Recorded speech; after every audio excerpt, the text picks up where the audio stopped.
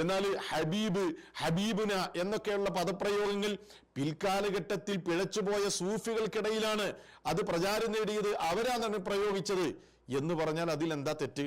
അതല്ല, സഹാബിമാരത് പ്രയോഗിച്ചിരുന്നു, അങ്ങനെ ഒരു പ്രയോഗം സഹാബിമാർക്കിടയിൽ ഉണ്ടായിരുന്നു, വിശേഷം ഉണ്ടായിരുന്നു എന്ന് ഈ ഫൈസൽ ഹസനിക്ക് തെളിയിക്കാൻ പറ്റുമോ? തിരുനബി സല്ലല്ലാഹു അലൈഹി വസല്ലമ തങ്ങളെ കുറിച്ച് ഹബീബ് എന്ന് സഹാബികൾ പറഞ്ഞതായി പരിചയപ്പെടുത്തിയതായി തെളിയിക്കാമോ എന്ന് മൗലവി വെല്ലുവിളിച്ചിരിക്കുന്നു.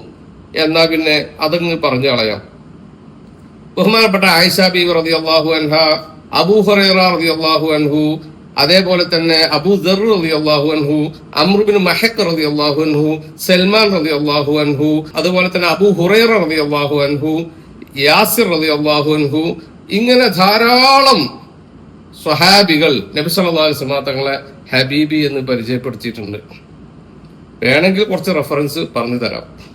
സ്വഹീഹ് മുസ്ലിമിന്റെ 86-ാമത്തെ ഹദീസ്, സ്വഹീഹ് ഇബ്നു ഹിബ്ബാന്റെ 6713-ാമത്തെ ഹദീസ്, സുനൻ അബീ ദാവൂദിന്റെ 4164-ാമത്തെ ഹദീസ്, അതേപോലെ നസായിയുടെ 2404-ാമത്തെ ഹദീസ്, മുസ്നദ് ബിൻ ജായിദിന്റെ 3422-ാമത്തെ ഹദീസ്, മുസന്നഫ് ബിൻ അബി ഷൈബയുടെ 10700-ാമത്തെ ഹദീസ്, അതേപോലെ തന്നെ മുസന്നഫ് ഇബ്നു അബി ഷൈബയുടെ തന്നെ 24834-ാമത്തെ ഹദീസ്, അതേപോലെ അഹ്മദ് റഹ്മത്തുള്ളാഹിയുടെ ഫളായിൽ സഹാബ എന്ന കിതാബിന്റെ 1130-ാമത്തെ ഹദീസ്, മുസ്നദുൽ ഹാരിസിന്റെ 1112-ാമത്തെ ഹദീസ്, ഇങ്ങനെ ധാരാളം ഹദീസുകളിൽ നബി സല്ലല്ലാഹു അലൈഹി വസല്ലമ തങ്ങളെ കുറിച്ച് ഹബീബി എന്ന് പരിചയപ്പെടുത്തിയിട്ടുണ്ട്.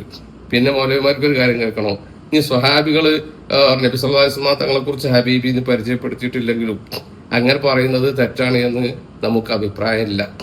ഞങ്ങള് മുഹമ്മദ് റസൂലുള്ളാഹി സ്വല്ലല്ലാഹു അലൈഹി വസല്ലമ തങ്ങളെ കുറിച്ച് ഹബീബി എന്ന് പറയും, മുത്തുനബി എന്ന് പറയും, ആറ്റൽ നബി എന്ന് പറയും, തിരുനബി എന്ന് പറയും. വലൗ കരിഹൽ കാഫിറൂൻ. സല്ലല്ലാഹു അലാ സയ്യിദിനാ മുഹമ്മദിൻ വഅലാ ആലിഹി വസഹ്ബിഹി വസല്ലം.